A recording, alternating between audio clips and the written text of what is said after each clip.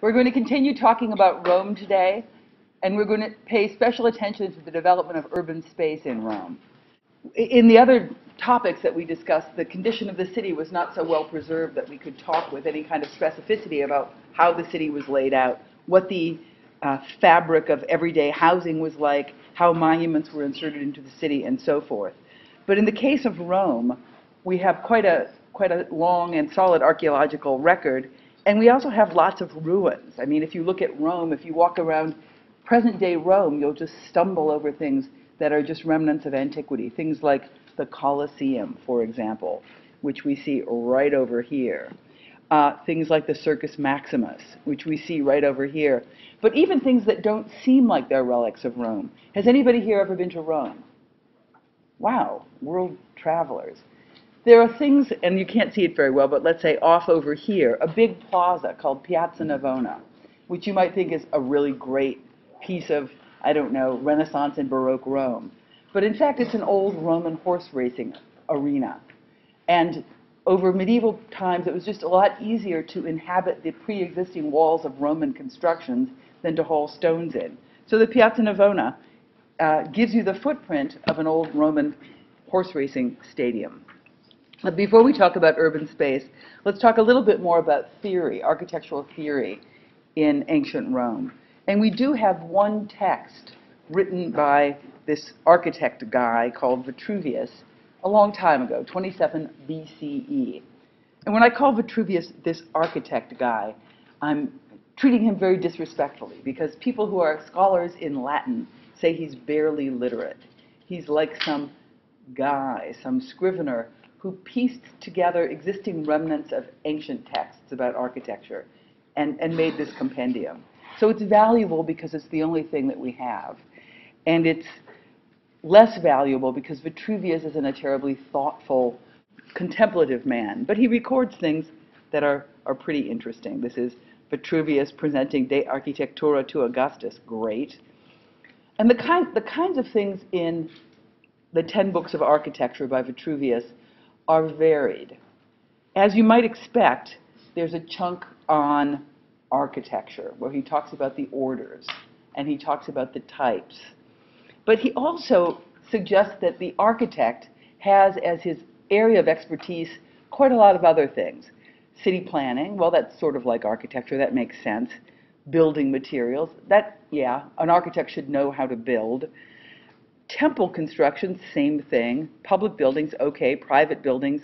But then you get on to this whole range of stuff that architects nowadays have completely given up on, like the making of clocks, or hydraulics, waterworks, dams, civic and military engines, fortifications and things like that. In fact, if you think of the word architect, the arche in architect means sort of all-encompassing, like archbishop, the big bishop. The architect is the maker of everything, the master configurer, he who organizes all built works. And so in Vitruvius's treatise, there are all kinds of different ways of engaging the world of physical objects. So studies on proportion, but also studies on how to make a water screw. The idea of a water screw is you can pull water up in a well by turning this thing, and the water gets on each level and up it comes. Or clocks. City plans. Notice that a lot of these things look exactly the same, right? A round thing with radial disposition of parts, water screw. Round thing with radial disposition of parts, clock. Round thing with radial disposition of parts, city. And much of that has to do with the strong connection between Roman thought and Greek thought, and this idea that certain geometrical forms were ideal. Certain geometrical forms carried with them special meanings, and particularly the circle is a kind of diagram of the cosmos. In fact, the radial thing that Vitruvius is probably most famous for is the concept of the man, the Vitruvian man, we call it. And it simply is a description of the correspondence between the disposition of the human body and two basic geometrical figures, the circle and the square. Now, this is a sad little early effort of a Renaissance guy, Francesco Giorgi, trying to figure out exactly what is Vitruvius talking about. And he has this little floppy man sort of standing inside a wheel. Fra Gioconda also tried to get his little guy inside a circle and inside a square. This guy can't quite get to the square. This guy looks really sad because he knows he can't quite get to the circle. And as we earlier mentioned, the circle and the square are not simply geometrical figures, but they're figures loaded with Platonic meaning. And by Platonic, I mean Plato's description of the cosmos specifically connects the circles to the cosmos, to the heavens, and the square to the earth, to the mundane. So the circle is supralunary, above the moon, up in the ether, and the square is sublunary, stuff on earth, the changing, that which is corrupted by time. The circle, unchanging, timeless, and eternal. How do you put them together? Fra Gioconda couldn't. Cesariano is trying every trick in the book, trying to get this description, this literary description in Vitruvius, to somehow come together in a drawing. His guy looks like he's stretched on the rack. He has size 16 feet, he has baseball glove hands, and cutest of all, actually, in terms of the attempt to get the man to be both the circle and the square, is the question of the center. How can you center the man in this organization, in both the circle and the square? And so I won't even tell you about Cesariano's amusing attempt to reconcile these things. Let me just say there's a very excited young man in the center of the circle there. And Francesco di Giorgio probably has the sweetest of all the different Vitruvian man ideas, where his guy is just kind of relaxing, chilling in the space. But it takes somebody of the caliber of Leonardo da Vinci to give us the diagram by which we know the Vitruvian man the best. And what he's done is center the figure, but slip the circle and the square. They're no longer concentric. If you look at the Cesariano diagram, the circle and the square share the same center. But now they share the same baseline, but they're quite different. And in fact, the two centers of the human being, the navel, the center of the soul, you might say, according to philosophies that were current, natural philosophies that were current in those days, and reproductive organs, which are the center of the earthly man. And so the earthly man center organizes the square, and the divine man center organizes the circle. And that's not all that Leonardo has done, because if you look carefully at the way he draws this figure, he's subdividing it like crazy. Like, it's not sufficient that the human being be graceful, but that the proportions of the human being have to be locked in as rigorously as those of the Doryphorus by Polyclitus. It's as though Leonardo is trying to somehow recover the proportional system of the ancients, and not simply the look or the diagram of ancient theory. So here's just the circle and the square and the two different centers in Leonardo. And this little thing at the bottom, which I think is really interesting, where Leonardo is really unfolding a golden rectangle progression that is used to describe the different parts of the human figure. By the way, this is Leonardo's famous mirror handwriting. He wrote backwards because he didn't want people to steal his ideas. So you have to hold it up to a mirror in order to understand what he's after. Vitruvius also talks to us about the primitive hut, which we discussed briefly in our talk about the origins of the temple, how architecture, stone architecture, monumental architecture, arises from very humble origins, from the simple act of twining together trees in the forest. And then Vitruvius talks about things that are very specific to Vitruvius and that have become real guideposts in how we continue to think about architecture today. Vitruvius says architecture is required to do three things. It's required to have three qualities: firmness, commodity, and delight, which doesn't mean that much, but he says them in Latin, firmitas, utilitas, venustas, and that basically means strength, functionality, and beauty. So for strength, let's say structural integrity. If an architect is going to build something, he better be able to make it in such a way that it doesn't fall down. An architect should understand structures and construction and materials in such a way that he'll build something solid.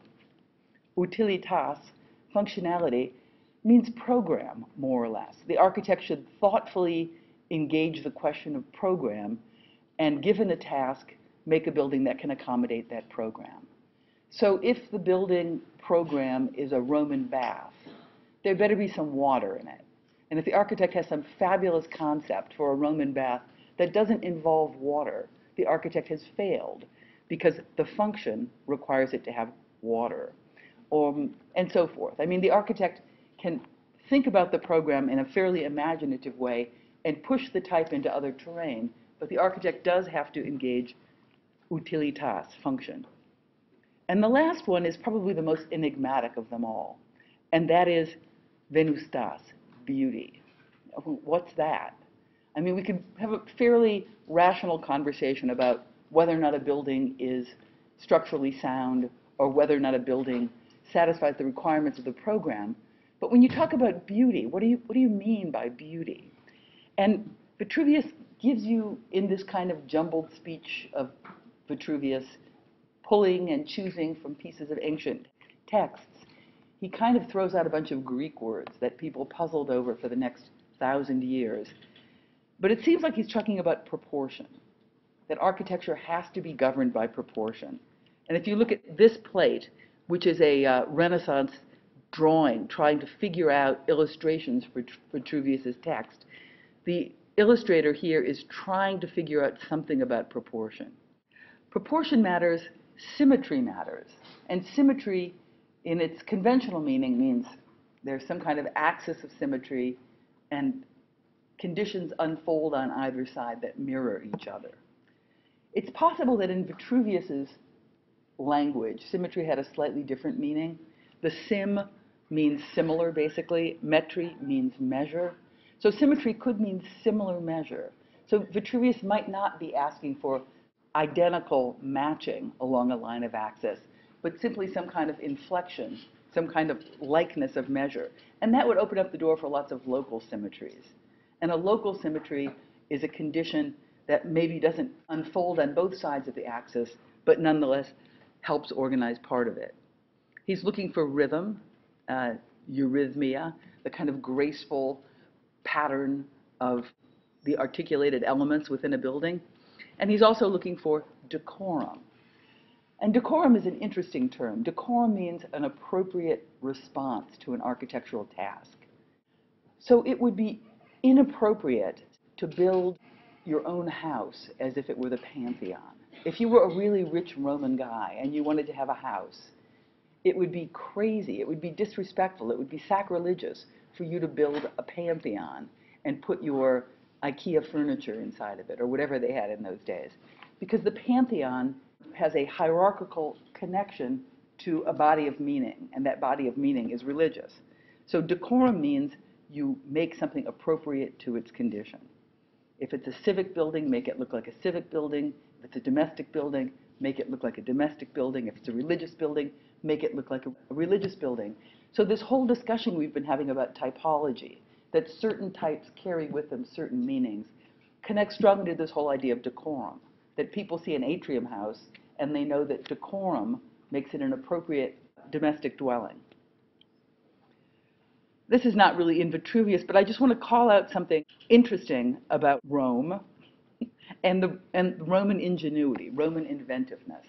We talked earlier about the transformation of the type of theater in ancient Greek architecture into theater in Roman architecture, where the Greek theater, as a construction built into a landscape, becomes a freestanding object building densely packed into a city. And that there's a further transformation where two theaters get slammed together and give you an arena like the Colosseum. The Colosseum begins to create a challenge for how do you use the orders. Because when we're talking about the orders, and by the orders I mean the columns and their architraves, this system of measuring off and ornamenting and constructing the bays. The Colosseum gives you a challenge because it's not a single-story building. Everything that comes down to us from Greek antiquity about how to use the orders is pretty much talking about a one-story building. But if you make a two-story building, what do you do? If you make a three-story building, what do you do? And the situation becomes more complex. And so what the Romans do, and this probably isn't resolved well enough for you to see what the Romans do, but they stack the orders. They take the idea that Vitruvius gives us, that there's a kind of hierarchy of the orders. The Doric is the most stout, the Doric is masculine, the Ionic is a kind of middle column, it is matronly, the Corinthian is a delicate column, it is maidenly, and he stacks these columns so that you get a kind of Doric, Ionic, Corinthian stacking up, up, up. Also notice, and this is typical of Rome, that the columns aren't freestanding. The columns are engaged in the wall. So there's a kind of double system going on here in the Colosseum. There's an arcuated system that takes advantage of these heavy masonry structures that the Romans were so expert at building. And really the arcuated, and by arcuated I mean made of arches, the arcuated structure is doing all the work. On top of the arcuated structure, you have this stacking of the columns. And they're really ornamental. They're not really doing much work. And in fact, if you look at the etymology, and etymology means the history of words, how did this word come into being? If you go far enough back on the etymology of the word the orders, it means ornament. So we're organizing the facade, but we're also ornamenting the facade. The task of the orders in the Colosseum is to call out the relationships, the proportional relationships. Or in Vitruvius' terms, it's all aimed at venustas, the creation of beauty, delight. Notice here, this is surprising, here's a drawing of the 5 Roman orders. And many of you are thinking, 5? I just learned 3 Greek orders. I'm tired of the orders. Stop this discussion. And you're correct to think that. But in Roman architecture, you have 2 more orders. In addition to the 3 Greek orders, Doric, Ionic, and Corinthian, you get a minor order, which is the simplest and the smallest and the slenderest, called the Tuscan order. And then you get an even more elaborated and more slender order called the composite order. And the composite order is a kind of commingling of aspects, a composite of aspects of the Ionic with its little volutes, its little curlicues, and the Corinthian with its floral motif of acanthus leaves coming up at the top.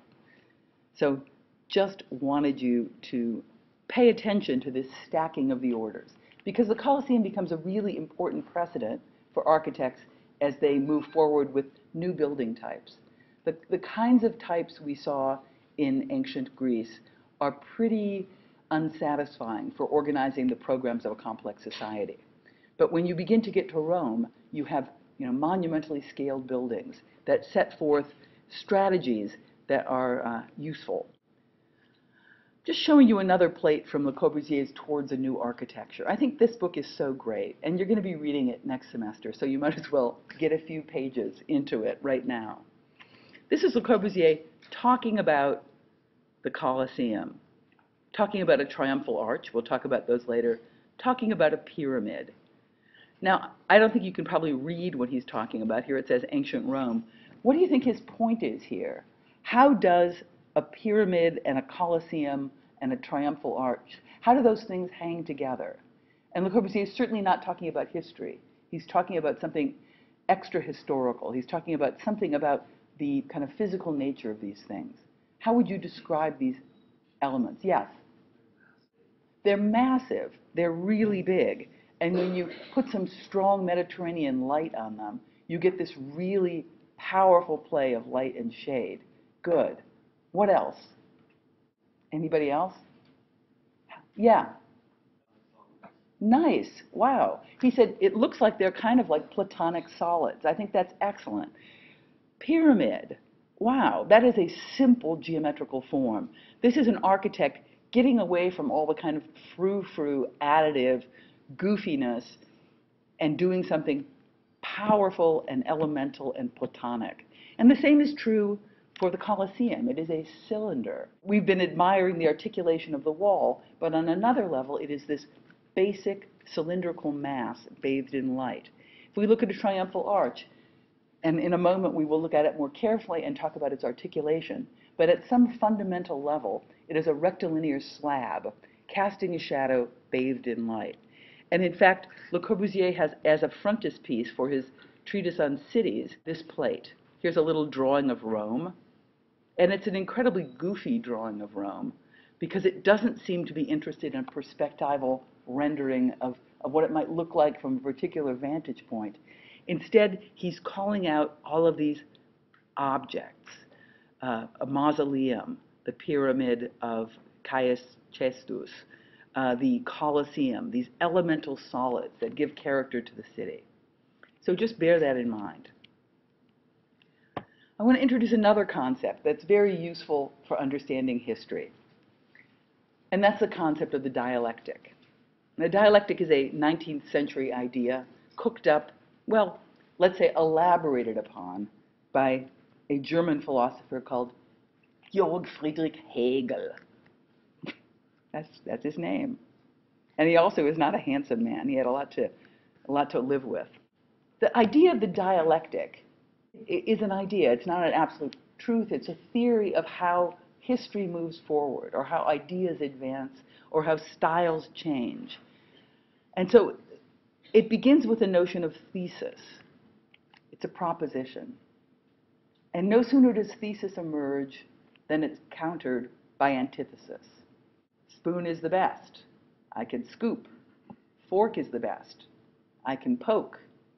And what do you get? What is your magnificent synthesis? You get spork, perhaps the best utensil in the world, where scooping and poking are both possible.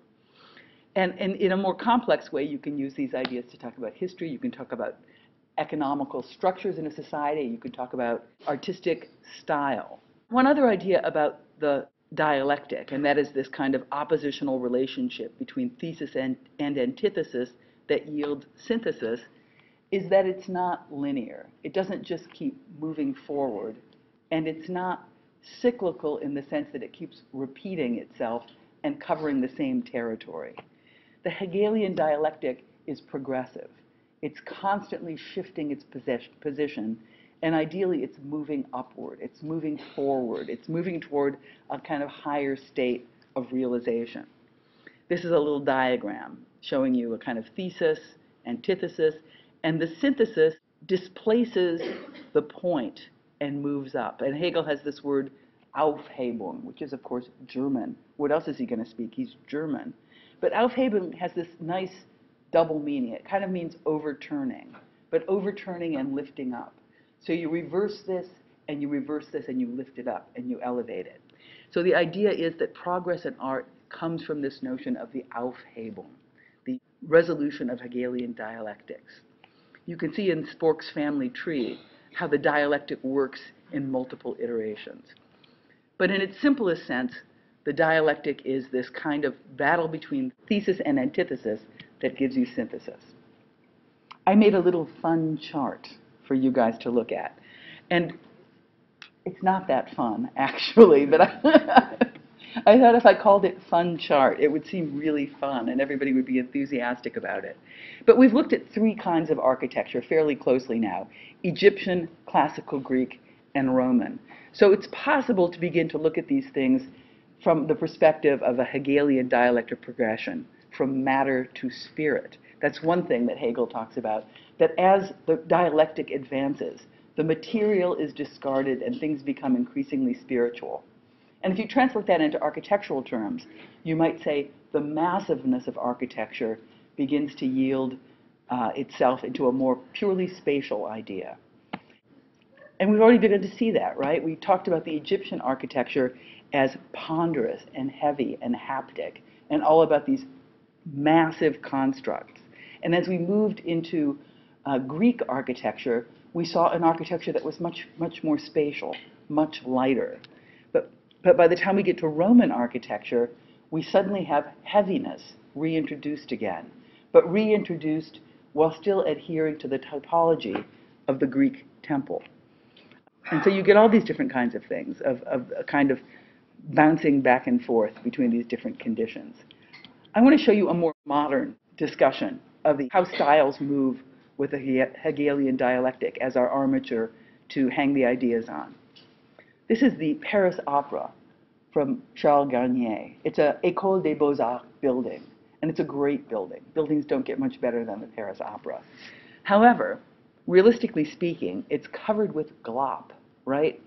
If the Romans were ornamenting the Colosseum by stacking columns over an arcuated masonry structure, what is Charles Garnier doing? He is just glopping it up to beat the band. This is a building that is just encrusted with all kinds of ornament. And this was the dominant style, the Beaux-Arts style. And that was the name of the School of Architecture in Paris. The School of Fine Arts is what it means. And this is what they taught. They felt that they were extending the lessons of classicism, the lessons of the ancients. You learned about symmetry, you learned about proportion, you learned about rhythm, and you learned about just glopping on the ornament. So the modernists in the 20th century are reacting against buildings like Garnier's opera. This is a huge time leap. 100 years later, we get something like Mies van der Rohe's Crown Hall. And you look at this thing and you would say, whoa, where's the glop?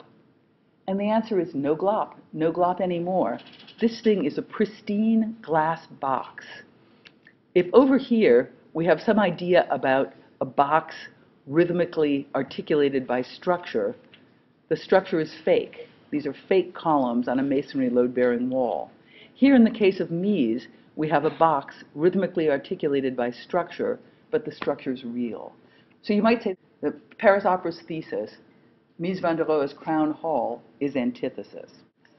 And what do? How do you put those things together? How do you somehow synthesize those two things? Maybe like this. This is a postmodern building by an Italian architect called Aldo Rossi. And he is reacting against high modernism, about this stripping away of memory, stripping away of history, stripping away of culture in favor of these pristine intellectual constructs like a Miesian glass box building. And so he's kind of dreaming an architecture that children might draw. It's a little fairy castle with a little tower. Windows are little punched windows like a child might draw. And while many things about Aldo Rossi's Teatrino del Mondo seem backward-looking, retrograde, nostalgic, trapped in history, this is highly abstracted. This is not the kind of modeled surface that we saw at the Paris Opera House. Instead, it is a stripped-down, flat as a pancake, simple box. Aldo Rossi is, in a sense, making a dialectic synthesis between an architecture that carries a memory of history, a memory of place with it, and an architecture of abstraction, indebted to Mies. And Aldo Rossi was a very important teacher. He taught at a school called the ETH in Zurich. And his most distinguished students were Jacques Herzog and Pierre Desmeurons. And this is their response to the teaching of Aldo Rossi. This is one of their early buildings from 1992, a museum in Munich. It's like they're sticking it to the man, right? It's like, you like that stuff? I'll show you what we can do. And they're kind of going back to this Miesian sensibility of stripping stuff away, of getting rid of all the fussiness and reprising the notion of the perfect clear glass box. But not quite. Because if Crown Hall was all about total dematerialization of the building envelope, at the Goetz Foundation, Herzog and Desmeurons are playing a kind of jokey game. There's this kind of big travertine area, the material of the Paris Opera, the material of Roman buildings, but it's suspended between two plenums of glass. So you're both having the glass box and the materially present building. And you can look at the work of Herzog and Desmeurons as some kind of fight to try to sort out the dialectic of how do you deal with modernism, how do you deal with postmodernism. So this is 1992. Several years later, they come up with this, which is even crazier in many ways. The entire skin is this kind of hung thing on a steel frame. I'm going to show you a detail of what this skin looks like. It is all ornament. It is more ornament than you get in the Paris Opera. There are these images of reclining ladies, but also images from the newspaper. The glass and the concrete have been imprinted with ornamental images. So there's a dialectic. You've taken the fussiness of the Paris Opera and the simplicity of the Miesian box, and you've somehow made a Miesian box encrusted with ornament. Seemed impossible. But just one more step, one more dialectical twist in the work of Herzog and Desmoulins. Here we are, 2004. Here's a project from 2009, the Vitra House. Crazy. It's like they're taking Aldo Rossi's goofy little dream houses from his childhood scrawlings, this kind of authentic architecture of the city and of the people and of the region. And they're combining it together in radically different ways. So it's not simply a reconciliation with their late work and the work of their teacher, Aldo Rossi, but it's also somehow an acknowledgement of materiality and surface, and the plasticity of surface that had been discarded as long ago as the École des Beaux-Arts and buildings like the Paris Opera House. We look at the Paris Opera House and we see this complex entanglement of form, and we look at Herzog and Desmoulins' Vitra House, and it is almost as if they have three-dimensionalized the idea of ornamental detail and made it become the point of departure for their entire building. So the syntax is the syntax of ormolu, of decorative pattern making. The type is the type of Aldo Rossi's oniric memory of the dreamed city, the city of childhood. And the materiality and the construction is Miesian in its glass and in its lightness and in its thinness. So, dialectic. Conventional form is conserved, but the syntax, the method of putting the form together, is disrupted in a violent way. And that's how style moves forward. And I say this because this is how you can become the coolest new avant-garde architect. Pay attention to what's going on and do the opposite. If you do what is current, you will be forever a slave to your teachers. And when I say do the opposite, don't do it right now. Right now, do what you're supposed to do. Or your teachers will get you. And you can learn from your teachers. So right now, subject yourself to the discipline. But a few years down the line, dare to be subversive, because interesting things happen. So there's our dialectic again. Let's go further and more specifically into our discussion of Roman architecture. This is just one more type that's really important. And this type is the triumphal arch. Triumphal arches were erected after great battles by various emperors. They would have their names carved in inscriptions, and the minute they died, the next emperor would chisel it away and put their name up there. So you cannot live forever. But this is the Arch of Septimus Severus, just one of the many triumphal arches in Rome and spread across the Roman Empire. Some of the things we were saying about the double structural system in the Colosseum are also apparent here. We have two ways of making surface. There's an arcuated system, arch, arch, arch, and there's a trabeated system, column, column, column, column, entablature. And they're superimposed on top of each other. And one nice thing about the superposition of the arcuated and the trabeated structure is that the building begins to operate on two different scales and with two different ground planes. For example, we have these blocks or plinths, and a plinth is just an artificial elevated ground plane.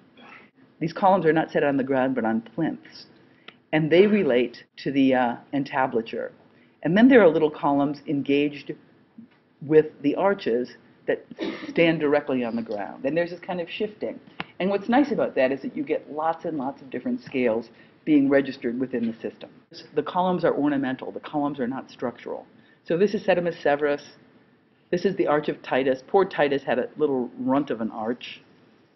And this is the Arch of Constantine. Very late, really toward the very end of the Roman Empire, but still plugging away on triumphal arches. So I had promised you a discussion of urban space in Rome. I shall not disappoint. We'll talk about the Forum, but before we talk specifically about the Forum, it's probably worth looking at what Rome is. Rome is built on 7 hills, just like Cincinnati, and there is a kind of low ground between all the hills, a kind of valley between the hills. And in the earliest Etruscan days, when Rome was first settled by non-Roman people, each of these little hills had its own village and its own colony. And the lowland, which was less easily protected, was a kind of common ground where people would come and trade. And so this low ground between the 7 hills became the Forum. And the Forum is a kind of marketplace. It's like the Agora in Greece, but it's the Forum in Rome. If we look at the early days of the Forum, we see that which is called the Roman Forum, and that really relates to Republican Rome. Republican Rome was a period between 509 to 27 BCE, so, the BCE days of Rome. And this was really a time when Rome considered itself to be governed by equal citizens, and whoever was the ruler was just a citizen among citizens. This is a famous moment in the history of Republican Rome where Cincinnatus is called to lead the country. Is anybody from the town named after Cincinnatus? You are? Yes? So do you honor Cincinnatus? Do you have a little picture of him in your house? So Cincinnatus was just plowing. He's minding his own business. He's a farmer. And people say, Cincinnatus, we know you're a good general. We know you're a good administrator. Rome needs you. Put down your plow. So Cincinnatus puts down his plow, and he's made dictator. That was the title they gave him. And etymologically, dictator is simply he who says things. And so he was the one to give command. He was the one to give order. He fought the battle that needed to be fought. And when the battle was over, he put down his plow. So that's very democratic, really. That's very kind of willing to embrace lots of different personalities, lots of different contingencies. And you can kind of see that looseness of address when you look at the space of the Roman Forum. There's an open space in here, and it's flanked by a number of civic buildings. These long civic buildings with columnar halls are called basilicas, and they're meeting halls, halls for debate. And if you have a republic, like Republican Rome, you want to have these meetings where people discuss what to do, how to do things. You have a little place where speeches are given. You have a couple of temples. Here's the Temple of Venus in Rome that we looked at before. Up here, on higher ground, is the Capitoline Hill. That's where the Jupiter Temple is located. That's the site, the most sacred site in Rome. But one thing that's distinctive about the Roman Forum is how the edges don't quite come together. It's a leaky space. And by leaky, I mean you get these views off in every direction because the space doesn't close down. And it's really quite wonderful in the way it kind of flexes to its landscape and gestures toward buildings and elements that are remote from it. Oh, let me say one more thing about basilica. So we know what the plan type is. The plan type is big hall in the middle and lower space, aisles along the side. Sectionally, a basilica might have light coming in, high comes in, and this upper level light is called clerestory light. The word basilica has come into use in Christian architecture, and you might think, well, why is that? Why would Christians have taken a Roman building type for churches? But it's a meeting hall. That's the original purpose of a basilica. And in its original sense, the Christian church was a meeting hall. Certainly, the early Christians weren't going to have, the Minerva temple as the place of their sanctuary. So these meeting halls typologically lent themselves very well as in terms of their meaning, to transformation into Christian churches. There's another forum, or series of forums, that begins to peel off to the right. And those fora are the imperial fora. Here's our friend, the Roman Forum, all leaky, all loose, all about the individual buildings and their autonomy. The imperial forum becomes incredibly axial, incredibly locked into these hierarchies. And in fact, they even become a kind of battle among emperors, where you get a movement from one forum to another. And a lot of that has to do with the shift in the political system in Rome. Julius Caesar became dictator in 46 to 44 BCE and eventually declared himself to be emperor. And shortly thereafter, rulers were no longer citizens among citizens, but absolute rulers. This statue of Augustus, Caesar Augustus, at the beginning of the Roman Empire, exemplifies a very different kind of character than Cincinnatus, whom we looked at before. He has a baby hanging from his skirt, which is scary, but he's dressed in kind of a pompous way, in an imperial way. So let's look for a moment closely at what's going on or the imperial fora. The Roman fora are peeling down here, the imperial fora are here. And there's this sequence from the fairly modest early fora. They keep getting bigger, they keep getting more elaborate. And typologically, they're mostly all about a temple that gets inserted into a colonnaded courtyard. And you move to gradually more and more complex ones, like poor little Nerva, all squished out. Caesar can get a better one. Watch out for Augustus. Augustus has elaborated the type of forum. Not only does he have the courtyard, but he also has these giant exedras, these curved spaces that allow a kind of amplification of the space. Look at Trajan's forum. Trajan's forum is huge. Trajan's forum not only has exedras, but the exedras dig into the side of the hill and begin to organize markets. And Trajan's forum has a big basilica as well as a temple.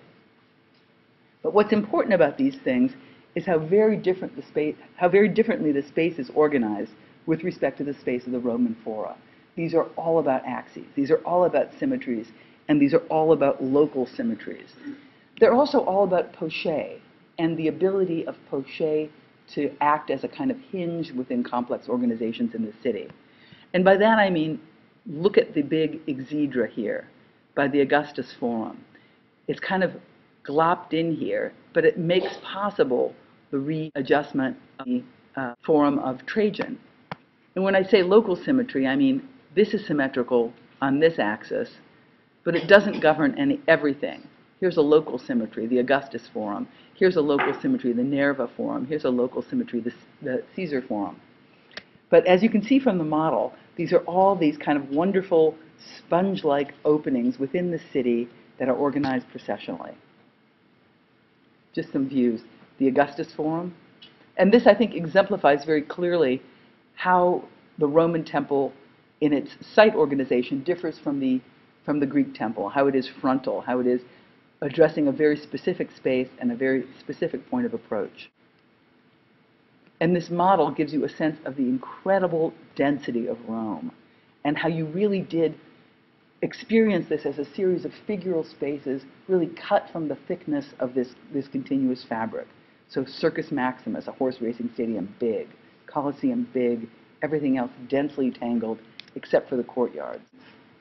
It's funny because we really began our discussion of Rome talking about the ideality of Roman town planning, that you have your augur make mystical gesture of the cross axes, and the city organizes itself that way. And that's true about almost every Roman town except for Rome, because the hills and the pre-existing conditions of habitation made that impossible. But if we look at Pompeii over here, you can begin to see ideas about how, even with a kind of distorted perimeter wall, the idea of the decumanus and the cardo and the forum become consistent. You can also see the density of the fabric here. This is not even the capital. This is just a little town near Naples, and it's packed in with these domestic buildings and narrow, narrow little streets. Here's another Roman town, Columbus, Ohio. We have our cardo and our decumanus and our forum. And here's a detailed view of the forum in Pompeii. Kind of like the forum, the fora that we looked at in Rome, where there's a temple addressing a long space. But here you can see this kind of interesting collection of other buildings that clip onto the side.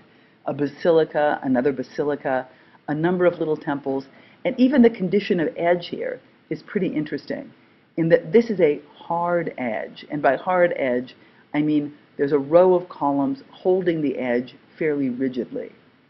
And this edge begins to soften. Things begin to pull away. There's a row of columns that kind of hold the edge, but the buildings themselves shift away, so that there's an idea of a symmetry, but then difference unfolding on either side of that symmetry. Hadrian, I mentioned earlier, was the emperor under which the Pantheon was constructed, and that Hadrian was a great lover of architecture. So Hadrian's villa becomes a real study case for interesting ideas about architecture, or transformations about the idea of how architecture can operate. It's on the outskirts of Rome, on hilly terrain, in the town of Tivoli. An aerial view doesn't show you much, and this plan might seem crazy and hard to read, but a lot of that has to do with this negotiation of the topography, that you want to put things on the topography in a certain way to take advantage of that, but you also want to make adjustments. And so he's using poché really effectively, and he's using these figural pieces like little round pieces really effectively to begin to foster the realignment of pieces within this terrain. It's really great, let me just say that. And one thing that's so great about Hadrian's Villa is the way these pieces insert themselves into the landscape. Well, for example, this big pool here is called the Poikile, and there's a long retaining wall here. So you start up here on high ground, and you're more or less able to join the terrace of the Poikile, and then it extends with retaining walls way out here. So you get this view of the wall of the Poikile down toward the horizon. This is a sketch Le Corbusier did of the Poikile. He thought this big edge, the idea of edge as datum, is something you can get a lot of mileage out of. And he was correct. And here's the model where you can see how the Poikile cuts down and negotiates the low ground as well as the high ground. This piece, this little round piece, is called the Maritime Theater. This piece over here is called the Canopus. There's a Roman bath in through here. And it's almost as if Hadrian was trying to build in his villa little reminders of different conditions that you would find throughout the Roman Empire. Because at this point, Rome is in control of Egypt, Rome is in control of Greece. So the Canopus, this thing over here, represents the causeway that funerary barges would go on. And you could have a kind of wonderful time on a barge pretending to be a pharaoh, pretending to be Egyptian. And lining the water are a series of caryatids. And this is our Erechtheion porch that we looked at before. He's sort of quoting the caryatids. It's very eclectic because he's putting together pieces of different histories and combining them in a way to create a new whole. Hadrian had a personal friend called Antinous. He was a young slave boy, and sometimes Hadrian would dress him up in a toga, and sometimes he would dress him up in a pharaoh outfit. And they would often have picnics in this little piece called the Maritime Theater. Oh, Hadrian. The Maritime Theater in plan becomes this really essential piece toward fostering the rotation and the renegotiation of topography.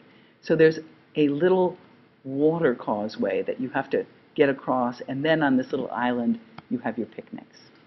And this is what it looks like now. And there are a lot of these pieces in Hadrian's Villa that are pretty surprising, because we've been talking a lot about type and typology as ways that architecture is organized and knowable and how architecture carries meaning with it. But when you look at some specific works, particularly works in Hadrian's Villa or later Roman architecture, you can see a lot of playfulness with the type. Like, this is another condition, the Piazza d'Oro, it's called. And there's a little sanctuary piece here, which is very strange looking. It seems to be a kind of play of concave and convex forms. It seems as though Hadrian is really more interested in playing with the spatial envelope of the building than in rehearsing a set type. And even over here at the opposite end, you get something that begins to bow out like a little daisy, and the vault of which is not a conventional dome or barrel vault, but something called an umbrella vault that responds to that form. So in fact, there are a lot of Roman sites that are pushing the boundaries. Sites begin to become increasingly playful and imaginative about how things get organized. The site we see here is the Asclepion in Pergamon, now in Turkey. And again, it kind of reminds you of the Piazza d'Oro over here, where there's a clearly defined space, clearly defined courtyard. And around the edges of the courtyard, almost anything can happen. It's a kind of larger scale version of the fried egg scheme that we identified when talking about the atrium house. And the same thing's going on here. We have a courtyard with junk in the middle of it, but pretend the junk's not there. A courtyard with all kinds of stuff adhering to the perimeter. And it's interesting, the whole progression of how these objects at the perimeter begin to liberate themselves. Like we have this bent stoa piece here, wrapping the edge. And a pavilion pops out, a temple pops out. It almost looks like the stoa broke and a piece got free. This is kind of like the progression we saw when we were looking at the other sites in Pergamon. And so here we have a little solid temple piece. Here we have a courtyard piece, the void of which is kind of like the temple piece. Here we have a little pantheonic piece. And as these things pull away from the courtyard, they become more and more explicitly figural, so that the final piece, the little daisy piece, becomes emphatically figural. And here, and this is one of my favorite Roman sites. This is Piazza Armerina in Sicily. Again, you have a really clear idea of courtyard, little fountain in the middle of it, and this agglomeration of different conditions all over the perimeter. And again, the more things pull away from the courtyard, the more they're liberated to become figural and eccentric. And one reason I really like the Piazza Armerina is that there are crazy things there, like some of the mosaics on the floor, these little tile-encrusted pattern things, show you things like the volleyball team, the beach volleyball team. Who knows? These are women doing gymnastics in ancient Rome. You know, spinning plates. Who knows what she's doing? So not only do you have the beach volleyball team of ancient Rome displayed on the mosaics, but you also have in Piazza Armerina toilets. The toilet I'm showing you here is a magnificent, fancy toilet, and this is not the kind of toilet you get in Piazza Armerina. In Piazza Armerina, you get this toilet. So let's say you're just shopping, you're buying olives, you're buying a little bit of, I don't know, wine, but you gotta go. So you just go to the side of the road, find a spot, talk to your friends. You can look at the little horse mosaic down here, it's quite nice. And you find these in lots of towns. This is a Roman town built over Ephesus. These are poor people from the internet who posted it, so I'm going with it. This is, I think, very conversational. You have this little conversation pit here in Ephesus. I think it's nicer than the system that we had in Piazza Armerina. And I guess the last town plan I want to show you, again, is quite a late one, and this is the Palace of Diocletian in Split. We're coming very close to the end of the Roman Empire here. Off on the coast of the Adriatic, the plan of the palace really is the plan of the four-square grid, Roma Quadrata, with all of these different inflections happening.